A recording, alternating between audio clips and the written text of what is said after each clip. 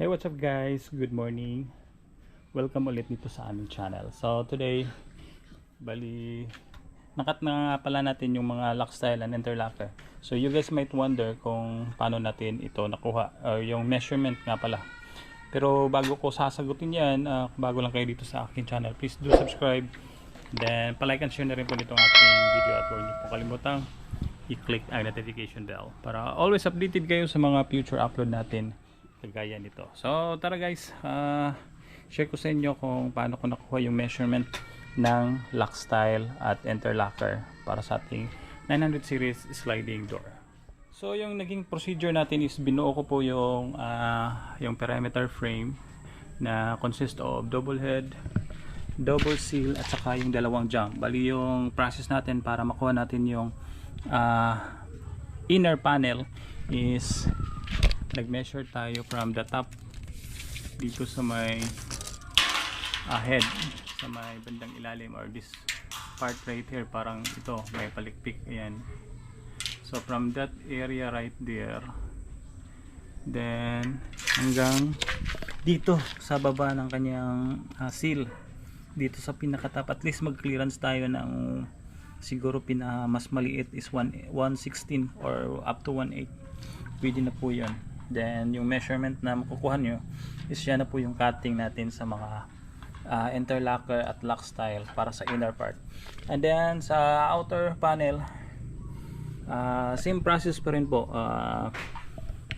Dumble nyo po yung, or lagay nyo po dito yung measuring tape, ayan, sa loob na bahagi or sa ibabaw na bahagi ng head hanggang dito sa kanyang seal. Dito sa top, same pa rin po yung clearance, at least maglagay kayo ng 1/16 or 1/8. Ayan, kasyang-kasya na po yan. So yan po yung way natin para makuha po natin yung measurement. Actually may mga formulas naman po, but it would be better na i-actual nyo po yung mga materials, dahil nga po kadalasan is magkaiba po yung mga sukat ng mga materials. So nakat na natin yung mga bottom at saka bottom top para sa ating 900 series sliding door. So this time, share ko sa inyo yung process natin kung paano yung pagkakatas dito. Ayan guys, kung napapansin niyo po, medyo curve po yung pagkaka shape ng ating mga lock style at saka interlocker. So share ko sa inyo paano yung process. So yung process natin guys, syempre ipapattern natin yung inner or top bottom natin sa ating mga lock style at interlocker. Then maglagay tayo ng marking. Palatandaan yun. Ano yun? Maybe. Ayan. So once nalagyan nyo po ng pattern yan, bubutasan nyo po yan dito banda.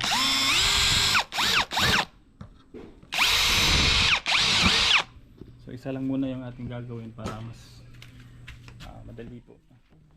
So ayan guys, after natin malagyan ng butas na 1 or 964, susundan natin ng 916 or 716 rather na drill bit.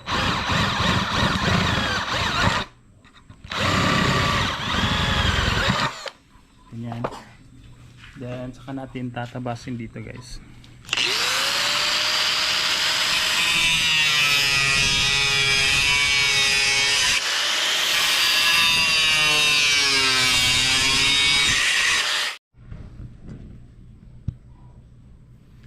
So ayan guys, after natin mag-grind dito, saka natin babaklasin ito using a gunting. Then make sure na mapalo nyo po yung marking. Ayan. So since this one medyo mahirap na po siyang ipalo, pag ganyan na lang po. And then kung napapansin nyo po, may konting kumbaga may konting overlap sa kanyang marking. So saka natin babarin or ang tawag nito, gagamitan ng file or any file na available kayo. So this time run file yung ating ginagamit. So ayan guys, then try natin i-fit. So if you find it not yet fixed, saka nyo po ipa-file pa rin. Saka ano ba yan? Nabubulol na ako. Saka nyo po gagamitan pa ng ano, ng limbas. Limbas para maano, Para ma-fit. kuskusan natin yung ano. So ayan. So once ma-trace nyo na po na Fit na, fit na. yes, and then align na po siya diyan. I guess that's enough. So see, parang ano po siya, parang pina-puncher po yung ating workmanship. Look like a puncher. So bali manual lang po yung ating pagbubutas dyan, as well as dito sa kanyang sliding panel. So that's it guys, sana may nakuha kayong konting idea how to make a hole para ma-fit po natin yung ating inner or top bottom para sa ating 900 series sliding door. So that's it for now. Abangan niyo po yung mga karugtong na video nito. Kita ko sa inyo kung paano naman paano maglalagay ng glass para dito sa 900 series sliding door.